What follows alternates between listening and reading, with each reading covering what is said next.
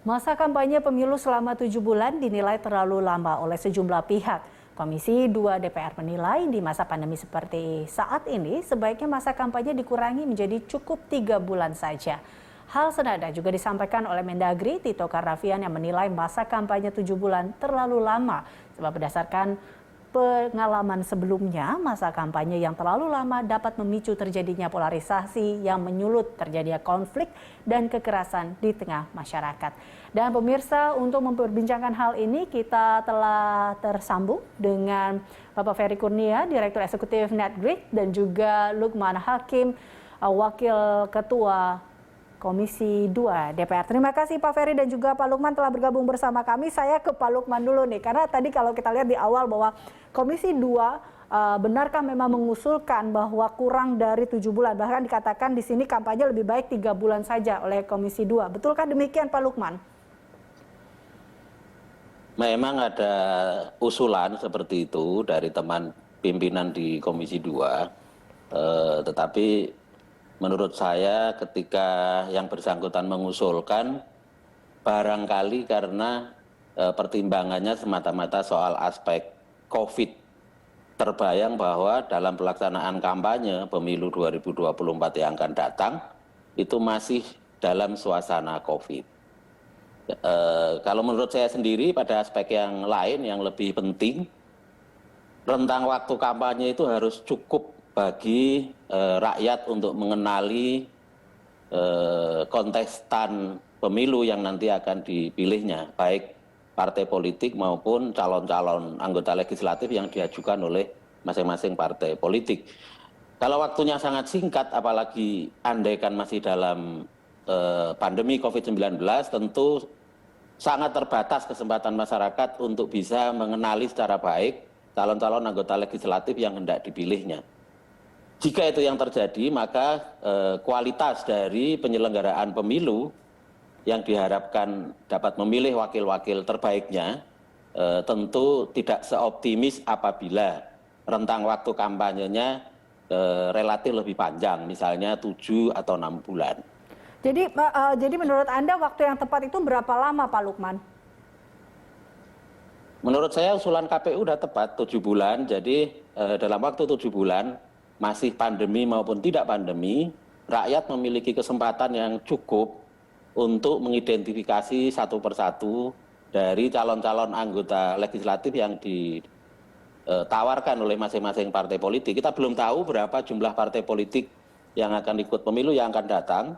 Sekarang saja misalnya yang existing, yang kemarin lolos parliamentary threshold ada 9 partai politik. Kalau nanti tambah beberapa partai politik baru, lalu di setiap dapil satu partai politik mencalonkan maksimum dari kuota masing-masing dapil, pasti akan ada ratusan calon anggota legislatif yang oleh masyarakat harus diidentifikasi, dikenali, sehingga itu membutuhkan waktu yang sangat cukup. Agar apa, sekali lagi, agar hasilnya itu pilihan yang terbaik. Baik, artinya Pak Lukman saat ini di Komisi 2 sendiri masih ada 2 persepsi atau ada terpecah di sini, yaitu ada yang memutuskan atau mengusulkan di bawah 7 bulan, ada yang sepakat dengan 7 bulan. Seperti itu Pak Lukman? Ya, dinamika di Komisi 2 masih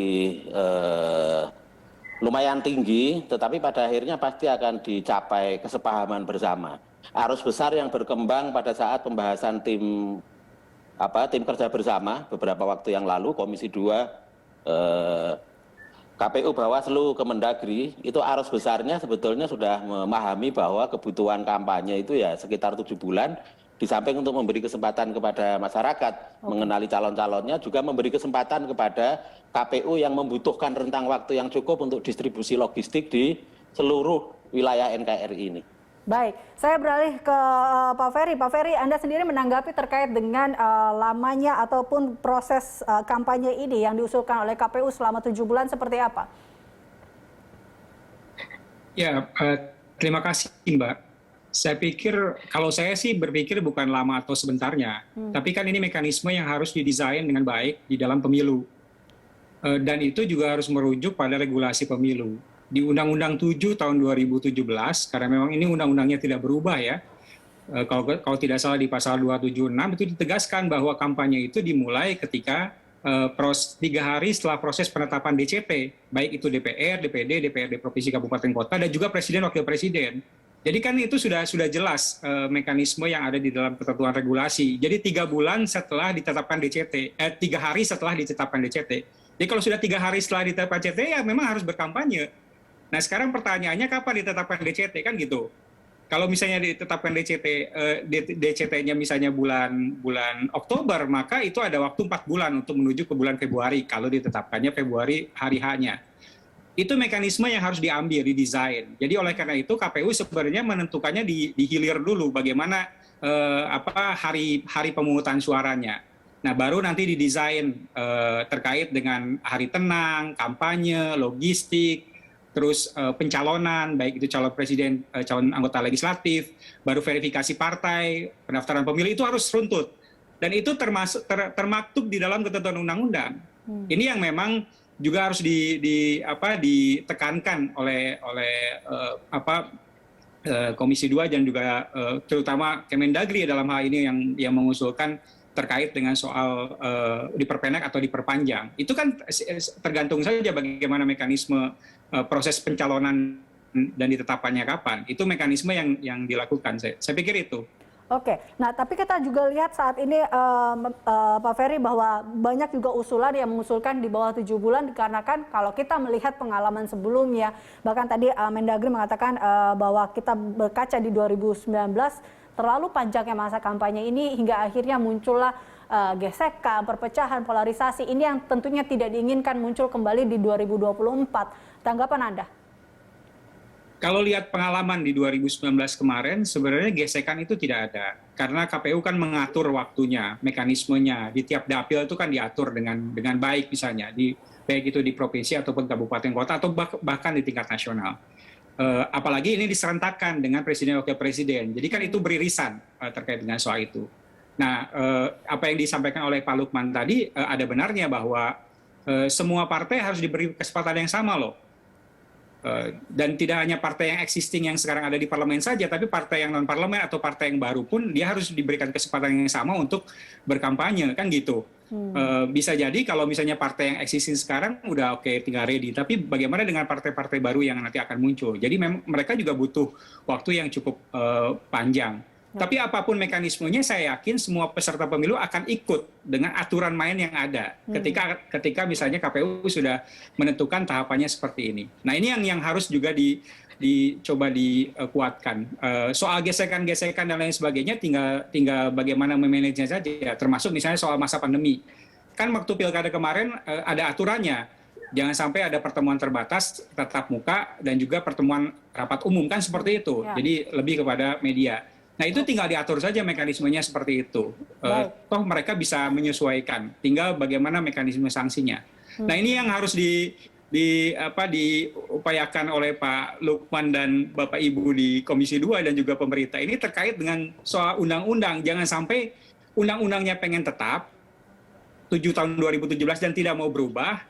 Tapi ternyata banyak gagasan-gagasan yang ingin berubah kan gitu. Ini kan problematik seperti itu. Oke, baik. Ini menjadi poin yang penting. Nah, ini menarik. Kita akan lanjutkan sesaat lagi. Pak Ferry dan juga Pak Lukman, usai jeda, pemirsa tetaplah bersama kami dalam Prime Time. Kembali bersama kami dalam Prime Time dan kita masih bersama dengan Bapak Lukman Hakim dan juga Pak Ferry Kurnia. Dan kita masih membahas terkait dengan masa kampanye ini dan kita kalau saya balik lagi ke Pak Ferry tadi terkait dengan undang-undang yang memang cukup menarik di mana undang-undangnya sudah ada tapi nampaknya sekarang mulai lagi dimunculkan ada ide-ide baru yang melihat bahwa di 2024 ini yang kita tahu bahwa ini akan menjadi sebuah pemilu yang besar yaitu serentak di 2024. Pak Ferry. Ya menarik Mbak. Pemerintah dan DPR sudah sepakat bahwa tidak akan ada revisi Undang-Undang 7 tahun 2017. Berarti masih menggunakan undang-undang yang lama. Berarti akan sama polanya dengan 2019. Kan seperti itu mekanismenya. Tinggal mungkin kalau toh memang ada masa pandemi, kalau toh memang ada terjadi masa pandemi, itu menyesuaikan dengan masa pandemi kan seperti itu. Tapi tidak akan ada semacam inovasi-inovasi baru yang ada. Kalau saya pisahkan dua hal misalnya, pertama soal sistem pemilunya dan kedua soal teknikalitas pemiluan, kerumitan pemilu, mungkin Pak Lukman dan Bapak Ibu di DPR bisa mendesain bagaimana soal teknikalitas kerumitannya. Oke lah, kalau sistem tidak usah berubah-ubah kayak gitu kan. Soal sistem proporsional terbuka, soal dapil, soal itu kan nanti ujung-ujungnya nanti ada konflik di tiap partai. Tapi bagaimana soal kerumitan pemilu? Yang saya pikir ini bisa berubah. Nah, makanya dipikirkan terkait perubahan terbatas ataukah memang Perpu yang dibutuhkan. Apalagi tadi desainnya ingin murah, ingin sederhana, ingin tidak membebani rakyat, ini sekarang sedang pandemi dan lain sebagainya. Saya pikir ini kan menjadi hal yang sangat penting. Jadi di satu sisi ingin banyak proses perubahan-perubahan untuk menyederhanakan proses pemilu, tapi di sisi lain pemerintah dan DPR tidak mau berubah terkait dengan undang-undangnya. Nah, ini memang harus dipikirkan khususnya buat Pak Lukman yang terkait dengan aktivitas yang ada. Mungkin Pak Lukman sudah mencatat banyak poin yang memang ada yang perlu dilakukan, termasuk soal digitalisasi pemilu misalnya, itu menjadi penting sekali. Ini dia Pak Lukman, tanggapan Anda terkait hal ini?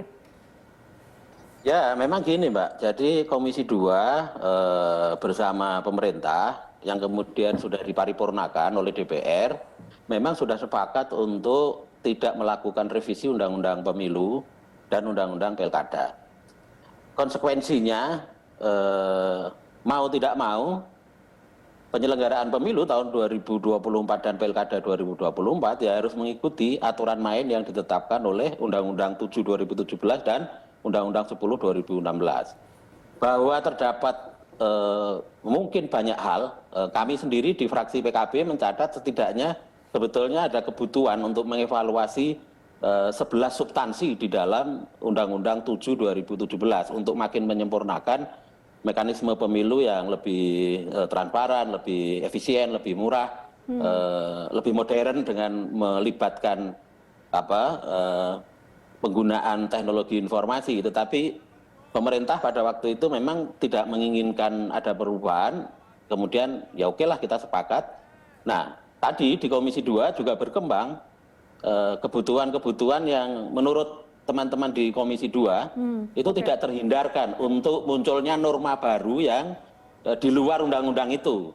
Nah, jalan keluarnya apa? Jalan keluarnya adalah tadi misalnya berkembang di Komisi 2, pentingnya teman-teman di Komisi 2, mungkin juga masyarakat mulai mengidentifikasi mekanisme pasal-pasal substansi apa yang sangat urgen yang kemudian nanti kita akan dorong sebagai rekomendasi Komisi 2 kepada Presiden agar dikeluarkan Perpu terbatas pada aspek-aspek manajemen dan teknikal kepemiluan. Berarti artinya perubahan Perpu itu masih mungkin terjadi seperti itu, Pak Lukman? Sangat mungkin, karena kalau pemerintah dan DPR bersepakat tidak membahas satu undang-undang, Presiden masih punya kewenangan subjektif untuk mengeluarkan peraturan pemerintah pengganti undang-undang. Baik. Saya kira perkembangan ke depan akan makin menunjukkan kepada kita semua bahwa penting sesungguhnya aturan main pemilu kita itu disempurnakan. Oke. Artinya caranya juga, sekali lagi pintunya ya di Perpu itu. Baik, artinya juga masih terkait dengan jumlah atau lama masa kampanye ini juga masih akan dipertimbangkan terkait hal ini. Nah, Mbak, enggak. Jadi kalau bicara soal Perpu, soal perubahan norma itu lebih ke hal-hal yang pengaturan dasar. Ya. Tetapi kalau tahapan jadwal apabila menurut yang sudah dipraktekkan tahun 2019 kemarin cukup bagus, menurut saya hal yang sudah baik ya dilanjutin saja gitu. Tadi kalau kita lihat Pak Lukman kan kalau kita lihat nih saat ini kembali lagi berbicara misalkan kita tidak tahu pandemi ini kapan berakhirnya tentunya seperti itu. Nah, mengantisipasi hal ini dikala perubahan mekanisme kayak tadi dikatakan juga mungkin dengan digitalisasi kampanye pada saat pandemi bisa dikurangi karena ini juga kita tentunya tetap patuh pada protokol kesehatan. Nah, ini mungkinkah bisa mengurangkan lamanya masa kampanye seperti itu? Bisa saja, masa kampanye dikurangi bisa saja. Apabila misalnya penggunaan teknologi informasi sudah mendapatkan payung pengakuan yang sah oleh undang-undang. Nah, undang-undang sekarang tidak mengatur penggunaan teknologi informasi sebagai basis pelaksanaan tahapan-tahapan maupun bahkan sampai di penghitungan suara. Teknologi informasi belum diberi payung untuk sah digunakan. Selama konstruksi pemilu kita diatur oleh undang-undang sifatnya manual dan non teknologis, maka ya yang akan dipraktekkan ya seperti kemarin, kita butuh waktu yang panjang dan seterusnya itu.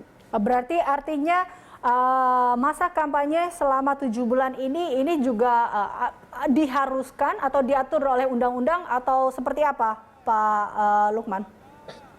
Tadi Mas Ferry sudah menjelaskan, kampanye itu diatur oleh undang-undang, bunyinya di undang-undang, saya sekedar mengingatkan kembali tadi, 3 hari setelah penetapan daftar calon tetap oleh KPU, masa kampanye dimulai.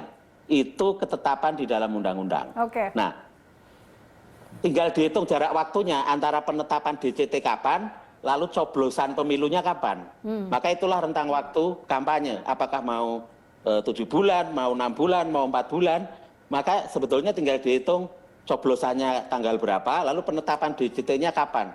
3 hari setelah penetapan DCT dimulailah masa kampanye, dan itu tekstual di Undang-Undang 7 2017. Baik, oke, baik. Itu tadi yang dikatakan oleh Mas Ferry tadi ya. Mas Ferry, nah tadi kita balik lagi melihat hal ini, tadi juga kita balik lagi ke mekanisme pada saat kampanye ini atau di skala 2024 nanti ada hitung mundur, berarti seperti itu. Ditetapkan dulu tadi Anda katakan kapan pemilihannya, lalu kemudian kita akan lihat. Artinya masa kampanye bisa saja berubah, tidak 7 bulan seperti itu. Nah, kalau Anda melihat tanggapan atau alasan dari KPU 7 bulan ini adalah menyesuaikan dengan waktu persiapan distribusi logistik ke tempat-tempat pemungutan, itu bisa menurut Anda satu alasan yang bisa diterima atau seperti apa, Pak Ferry? Ya, make sense, Mbak. Jadi KPU tetap harus makanya tadi saya menunggu-nunggu nih pertemuan DPR, pemerintah sama KPU itu dan Bawaslu. Kapan sih gongnya diusulkan untuk nanti ditetapkan oleh KPU terkait dengan hari pemungutan suara? Kan ternyata masih perdebatan nih dari Februari ke April ke Mei, kan seperti itu. Ya. Kalau ini sudah ada kesepahaman seperti itu yang nanti akan diputuskan oleh KPU entah kapan, misalnya seperti itu nanti kita akan melihat karena di undang-undang itu jelas.